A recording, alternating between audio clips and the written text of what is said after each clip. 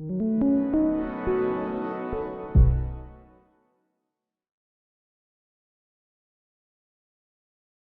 like to ask you about how men parent differently by and large, and how women parent differently by and large, as far as men roughhouse versus being a helicopter parent or things like that. This is so important because let me bottom line it first. What I've found that when I did the research for the boy crisis is that what children need is not female style parenting or male style parenting alone. They need what I call checks and balance parenting.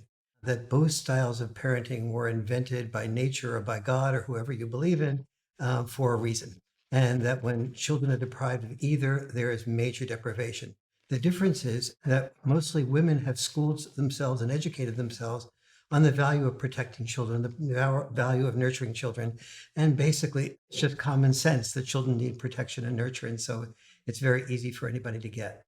What has not happened is we don't have parenting magazines talking about the value of roughhousing, the value of getting children out of their comfort zones, the value of when a child falls in the ski slope, getting them back up and having them do it again, the value of children going to the playground and being alone on that playground. And even if they get beaten up by a bunch of negatives on the playground, that how to make the best out of that and why that's an experience that is should not just be eliminated from the possibility of children's life.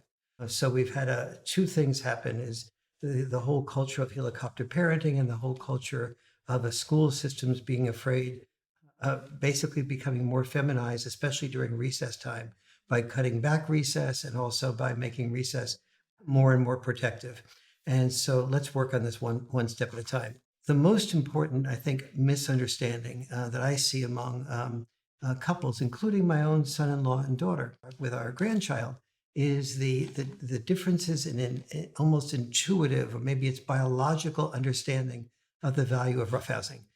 My son-in-law just naturally takes Finlay, my grandson, and just roughhouses with him. I had to tell him to read the Boy Crisis book and understand how to dialogue with our daughter on this issue. And here is part of what the dialogue is about. The first thing that happens when a father and son, or a mother and a son or daughter do this, is there's a bond that is created from the roughhousing. It's like the bond, the excitement that you have when you go on a roller coaster. You go on that roller coaster because you know you're going to have excitement, but you also know you're going to have safety. And when an infant or a toddler roughhouses with his dad, he senses that there's safety, but he senses that there's lots of excitement happening. And when he's tossed up in the air, and then sometimes the dad catches him, and sometimes he lets him fall on the bed, and he knows that he's falling on the bed and not the floor. There is a type of trust that is built. There's a type of bonding that occurs, that they can both take a risk together. The fun is enormous. Now, mom looks at the roughhousing and she says, "Oh my God, I feel like I just have one more child to monitor." And then the mom is really trying to bend over backwards and say, okay, I see my son or my daughter is having fun. Okay, try not to stop the fun. Let them go do what they want to. Trust Jim, that he will, husband, that he will know when to stop. And she says, "I just fear that sooner or later, somebody's going to get hurt. I guarantee it." Is she right? She is 100% or 99.9% likely to be right. And then she goes to level 2, which is, I feel guilty that I didn't intervene sooner and to protect my son or my daughter. And then she's astonished when he goes ahead and continues the roughhousing, because she says from her perspective, he should have learned his lesson. He's just fundamentally irresponsible, because sooner or later they're going to hurt each other again. So what dad does not explain that is happening is, aside from the bonding, creates the ability on the part of the father to be able to say to the child, okay, no more roughhousing until you all get ready for bed. And getting ready for bed means do your chores, do your homework, get your teeth brushed, everything else that's required to be completely ready for bed. Your bedtime is 9 o'clock. Whatever time you have free after you finish all those things, and I check your homework, by the way, then I'll spend time reading with you or roughhousing with you more, or doing whatever you want between then and 9. And mom goes, No, wait a minute. You just say roughhousing more just before you go to bed? You must be crazy. He would know nothing about parenting. And the father goes, just wait and see. And sure enough, the child is roughhoused. Also, they usually don't ask for roughhousing, but sometimes they do. Other times they ask for their favorite story to be read to them. But either way, the child falls asleep. The child's happy. The child's de-stressed. The child is very bonded with the family. The child therefore feels very secure. That's only the beginning of the process. What we also know is that, say those three children are roughhousing together. Let's say they're all on the couch and daddy's in horsey mode. And the children are sort of getting ready to jump onto daddy's back. And the job is to wrestle the dad to the ground and to see if they can win in the wrestling match. And so the older son, Jimmy, pushes Johnny and Jane out of the way. And dad goes, excuse me, here, wait a minute. You're not, you can try to get on there before Johnny and Jane, but you can't push them aside. You can't basically bully them. So you got to give them a fair chance. Well, what's a fair chance? And then daddy begins to sort of work with them as to, you can't do this and you can't do that. Now, the alternative is a lecture about being sensitive and empathetic to other people's perspectives. But instead of a lecture, dad is giving them the experience of when is too much, when is being assertive becoming aggressive? When is winning at the wrestling match being done without the consideration of the needs of your sister and the needs of your brother? And when is using your strength good, but when is using your strength bullying somebody else so that they don't have an equal chance? And all of these lessons are being learned. Why are they being learned? When they are not being done, dad is perfectly fine about saying, warning the child and then continuing the roughhousing. But then after the roughhousing continues, if that is violated again, dad's propensity is to say, end of roughhousing. We'll pick it up tomorrow night. Now, that last step is very pivotal because mom will be extremely sensitive to children's needs and children not bullying each other and pushing each other around as well. But oftentimes when the child does, mom will then repeat the statement about, I told you not to do this to your sister. I told you not to do this to your younger brother. And so then if they're in excitement mode, the children just sort of like say in the back of their mind, okay, which do I want more? More excitement and to win when I'm under emotional, sort of fun like this? Or do I want, if mom is just going to remind me to not have more excitement, I'll take that reminder that I'll ignore it and I'll continue on and have more excitement. So this is what psychologists call emotional intelligence under fire. Emotional intelligence only tests itself when it's put under fire. And roughhousing puts it under fire. And roughhousing does not make the emotional intelligence a lecture and does not make it something that gets repeated, but rather puts it on the experiential level. It's an experiential level where there is risk. The value of this is that the father, by being willing to end the roughhousing, creates a consequence. It is not a huge consequence, but it's just enough to make the children stop doing the insensitive things to their brothers and sisters. Moms will tend to repeat themselves. And then moms will often say to me, I really feel kind of resentful that when the children hear dad say something, they just obey it. But when I say something, I have to repeat it over and over again without recognizing that the reason they have to repeat it over and over again is because they didn't establish the consequence instead of repeating it. They didn't give affirmative discipline. They didn't give affirmative discipline. And so oftentimes the dilemma that many moms find is that they repeat, and then they repeat again, and then they repeat again. Now they're feeling badly about themselves versus their dad because dads just say it one time. But in addition to that, eventually the child learns to keep manipulating its own way and ignoring. And finally the mother goes, I told you to, don't. And she flips out. And she flips out. Then she feels terribly about flipping out. So she bends over backwards to give the children a special treat or to apologize or so on. And the children, without recognizing they got the mother under their thumb. Yeah. And so the mother loses, the children lose, and then the dad, by not being able to roughhouse without being threatened, is also loses. And so, but the solution to this is to dads to do things like read about this in The Boy Crisis or some other good parenting book, and to lovingly explain this to the mom while listening to the mom's fears of it going too far. And then in the same way that Republicans and Democrats probably are best when they govern the nation together in checks and balance mode, to be in checks and balance mode with each other. But being in checks and balance mode with each other never means the father going away and working 80 hours a week and coming back when he's exhausted and the children are in bed. You have to have time to do this, time to be involved, not just as a Disneyland dad as a visitor, not just on the weekends, but also as a rule. And the weekend visitation that is so frequent in this United States, aside from the word visitation being like a prison word, that is an enormous insult to men. Can you imagine calling women moms the visitors? Aside from that, it undermines fathering at its best. So, for example, a father maybe on a Sunday afternoon the kids say, "Can I go to the playground to play with some of the other kids?" And the father goes, "Okay, but be careful when you're there." And maybe the kid's a little bit young, like maybe 9 or 10. And then he picks up a game of basketball. And so maybe maybe a game is already going on. And he says, "Can I join the game?" And the game is with kids that are a little bit older.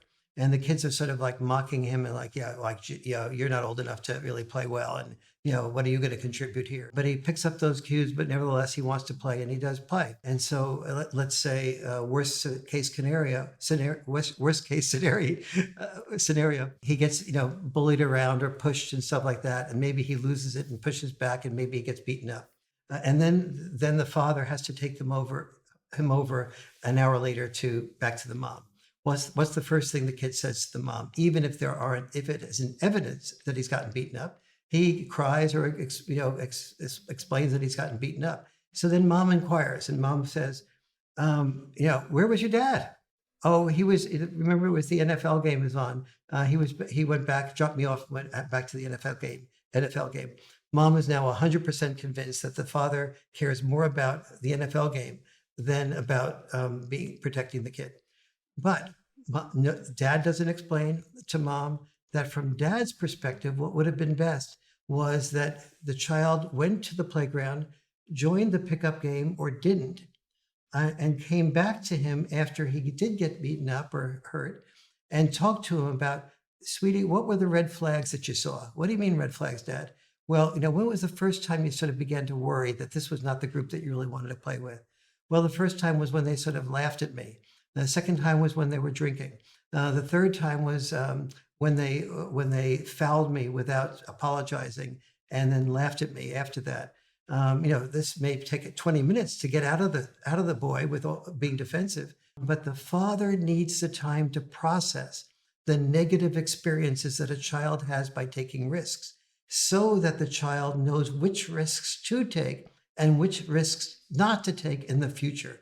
And if the child is just visiting father and goes from father back to mother, the mother goes to the psychologist and explains this, and then convinces the child that dad doesn't care. And so the child then interprets the next time that she or he is left off at the playground as not being cared for, as opposed to being cared for in a different way. The father giving the child the risks and then trusting that if he's involved afterwards, that he'll be able to process the failure with the child, so the child will become increasingly nuanced, again, develop emotional intelligence under fire. But again, I don't blame moms on this, because moms cannot hear what dads don't say. And the next level of responsibility evolutionarily is for dads to start doing their homework about being good fathers and how to be a good father.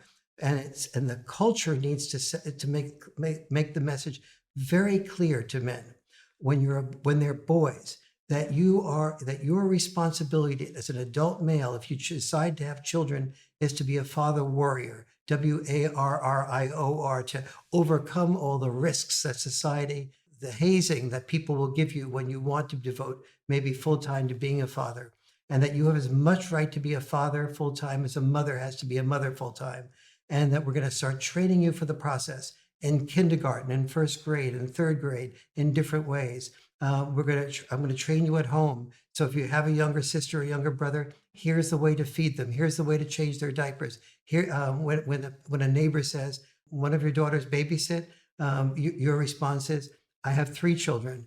2 are daughters and 1 is a son. They can all babysit. In fact, Jimmy is really exceptionally good at really playing with the kids and giving them a lot of fun. I used to babysit as a kid, and I have to acknowledge I was just everybody on the block used to compete for me to babysit with them because I roughhoused with them, because I played with them. And the parents would look at me, and the father on the way out of the house, I'd already be roughhousing before they left, would be like, oh, this is great. The kids are having fun. The mother, I could see, would be a little bit jittery. But when they came back at the end of the evening and the next morning, they'd get these elated reports, and they'd feel like they had no option but to ask me to babysit again. And it was sort of that type of, that's what we need to help parents understand, is that the male is not the only good parent, but that the best parent is both parents. And here's the way to make that And happen. here's why. So we talk about the tender years doctrine and debunking that tender years doctrine.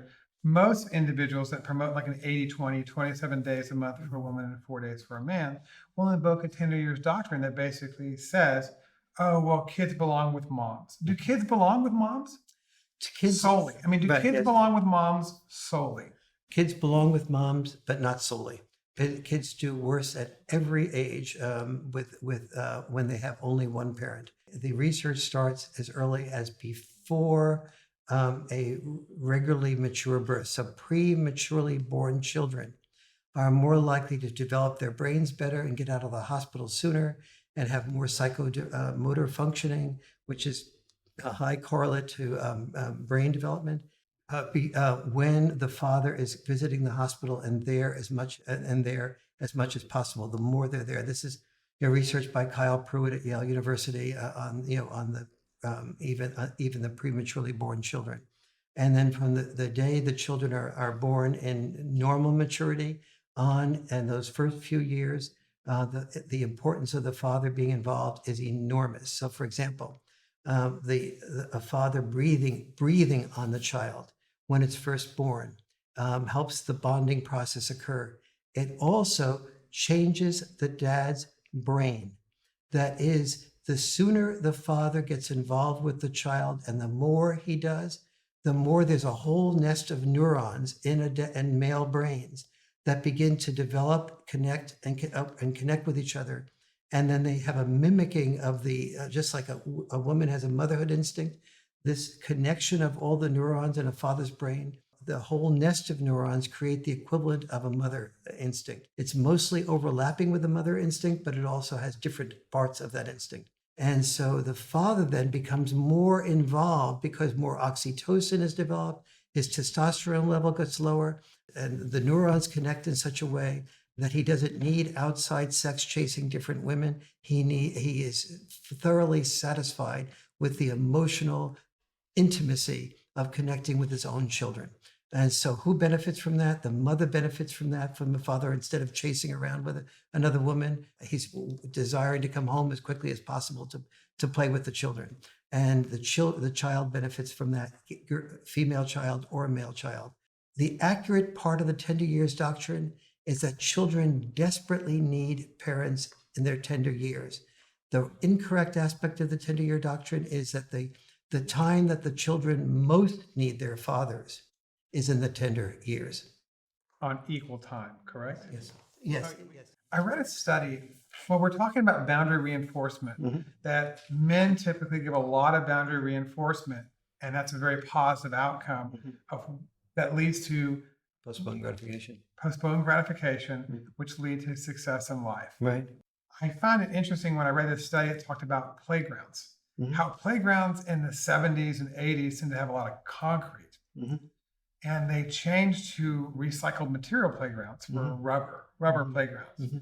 And ironically, the rubber playgrounds have a lot more injuries than the concrete playgrounds. And the construct inside of that was, when you're playing on a playground, if it's concrete and you fall, you know better not to take that risk. I saw an interesting correlation in an analogy for raising children like? Yes. So there's a lot of important truths in this. And this you see in the tension between mom and dad about risk taking, especially physical risk taking. So, example, on average, a child that says, Mom, can I climb the tree in the backyard? The mom will say, well, maybe, sweetie, in a few years you can. But right now you're too young to do that. You could fall and you could hurt yourself. And dad will tend to say, child of the same age, well, I guess so. You'll be careful, right? Yeah, I'll be careful. Okay, well, you go out and you be careful. Just climb the tree, but be careful. The kid says to the mother, Dad said I could climb the tree. And mom goes, oh, wait a minute, just a second. And dad and mom have a big argument. And the frequent result is something like this.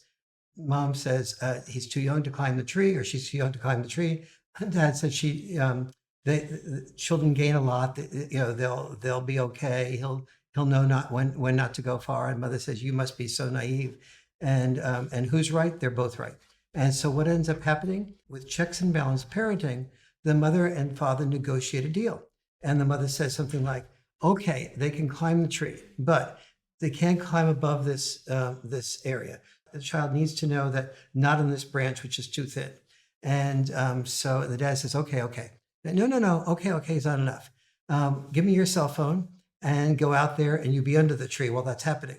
And so what's happened? The mother and father have negotiated a deal that allows the child to do the risk taking that occurs when she or he can climb the tree, but also allows the child to have a safety net so that in case she or he makes a mistake in the risk taking and falls, the father can be reasonably there to either cushion the fall or whatever.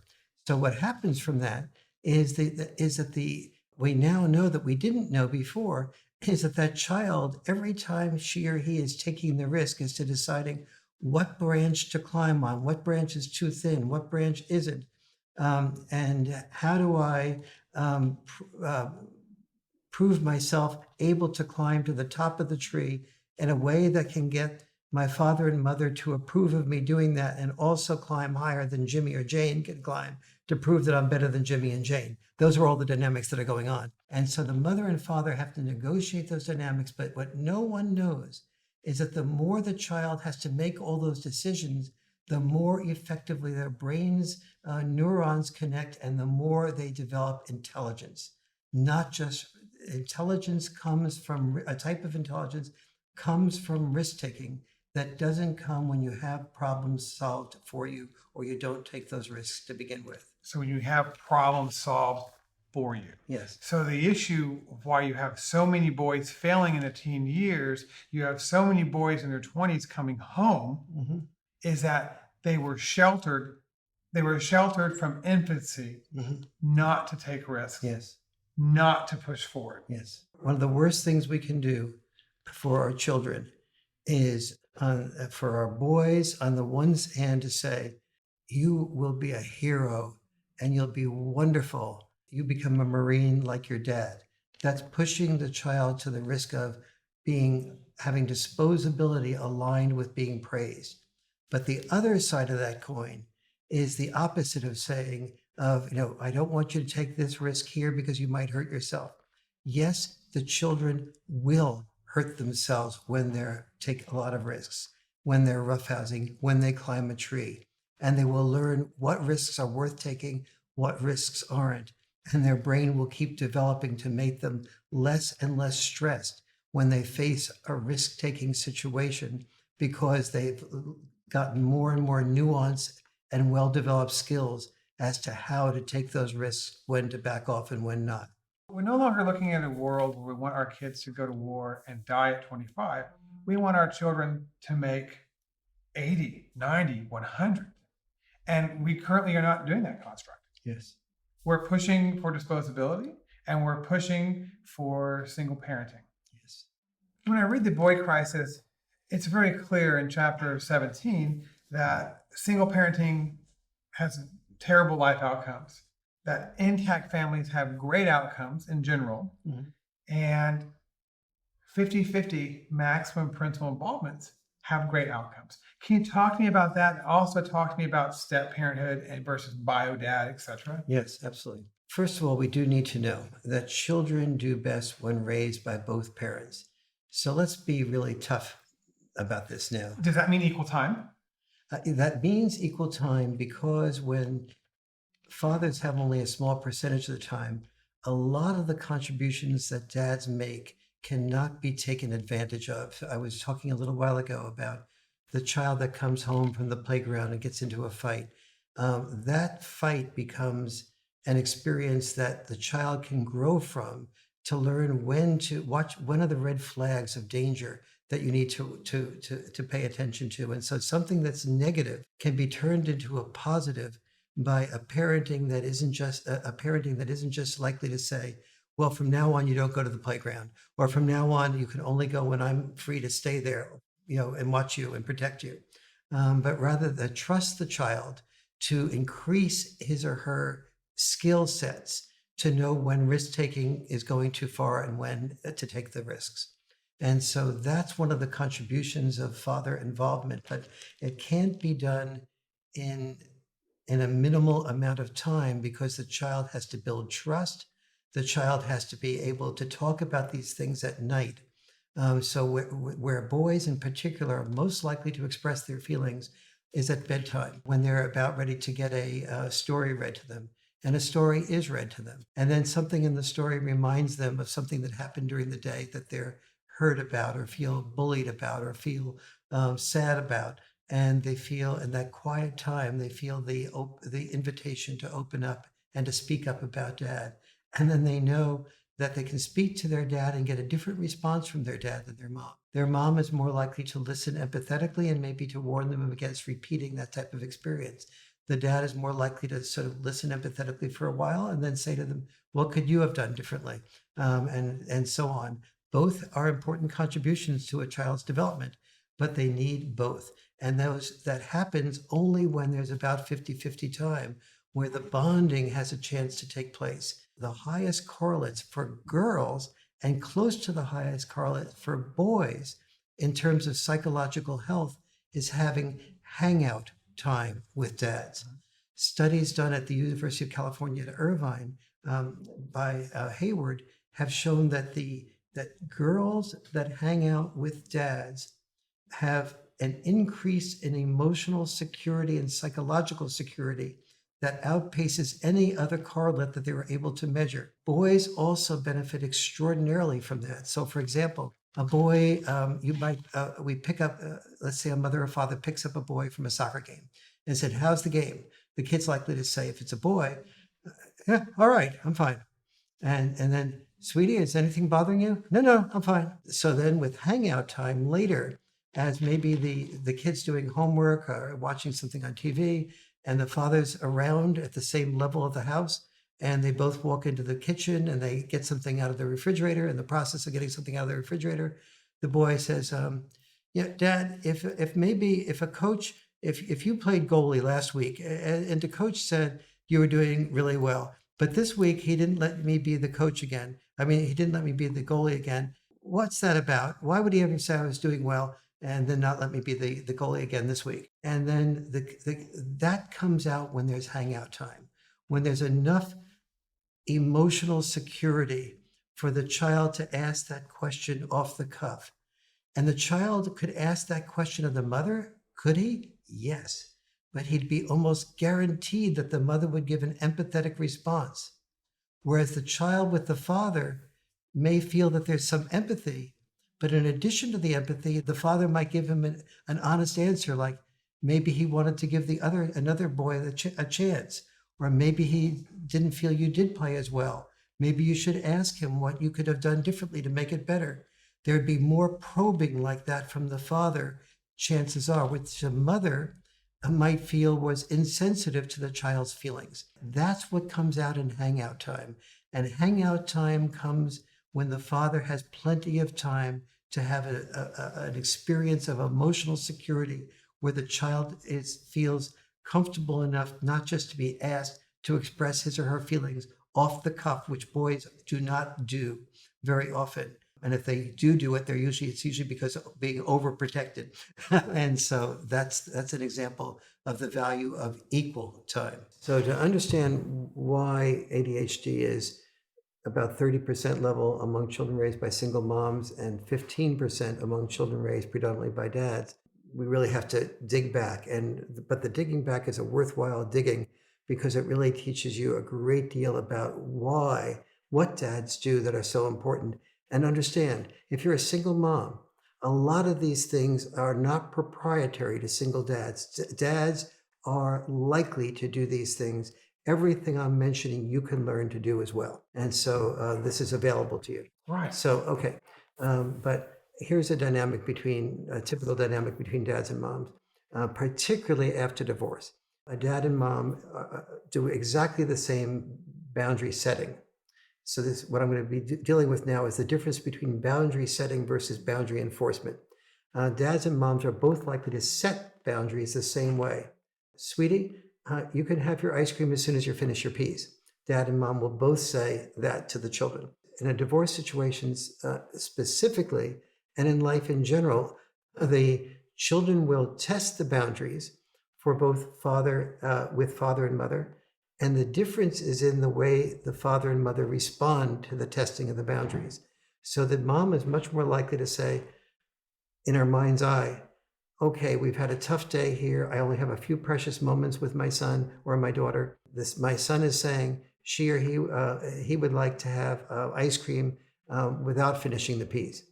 So I'll tell you what, I'll work as hard as I can on this now. And I will say, sweetie, you have to have a couple more peas before you finish your ice cream. The child has a few more peas and then gets the ice cream. So with mom, the child learns I can manipulate a better deal. With dad, it's much more likely to look at the child and say, excuse me, you've asked for having ice cream before you finish your peas. We had a deal here. And the deal is you can have your ice cream, but you must finish your peas, not try to negotiate a better deal than we just agreed to. And the child goes, oh, you're so mean. And dad goes, well, you can continue to cry and say I'm so mean, and then there'll be no ice cream tomorrow night either. Right. And the child eventually learns, like, shoot, with my dad, I've got to learn to finish my task, finish doing what I need to do. Metaphor for finishing peas is being what I need to do in order to get what I want to get, had the ice cream. So the child learns to focus on the task of finishing the peas. That is, its attention is focused. With mom, the attention deficit is allowed to set in because the child, instead of focusing on finishing the peas, is allowed to think of other things like, how can I manipulate a better deal? And if in a divorce situation, let's say, and feeling guilty about the divorce, the mom is saying in her mind's eye, I don't want to get into a fight about a few peas when Billy or Jane has just been bullied at school, or they feel depressed about not doing well in the math test, or they know that I'm feeling a little bit down. I want to take these precious moments and I want to work out a compromise with my kids. But the kids learn to say, aha, where is the vulnerable area that I can present about myself? How can I present myself as enough of a victim to get mom's sympathy to be able to have to eat fewer peas to get the ice cream? Nobody is badly intended here. Everybody wants the best thing for their child. But the child with the mother learns to manipulate that better deal. The child with the father learns that manipulating that better deal is fruitless, and it's only going to get me less of what I want. Therefore, I better pay attention focus rather than attention deficit. Now is the big stuff, which is the slippery slope that leads to. With that attention deficit, the child has not learned postponed gratification. Postponed gratification is the single most important predictor of a child doing well in life, success-wise, versus a child doing poorly. Now, we often try to say, well, what does success mean? Well, here's the way that translates. The child who does not feel able to postpone gratification goes to school, and no matter what success means to him or her, if it means finishing homework, if it means doing well at basketball or in a sports event, if it means reciting perfecting skills to become an Olympic star or a good pianist or a good violinist. No matter what your purpose is, no matter what your dream is, you are less able to fulfill it if you have postponed gratification. You get started on your homework and a text comes in and you have to respond to the text. You get distracted and you don't have the postponed gratification. The end result of not having that postponed gratification is you start feeling worse about yourself. Especially boys tend to feel worse about themselves. That leads to depression, that leads to alienation, that leads to a greater likelihood of being addicted to people outside of your friendship network because you don't have a friendship network of respect. And that tends to lead to not only depression, but in worst case scenarios, suicide, and in worst case scenarios, such anger at the schools that it's a potential setup for school shootings.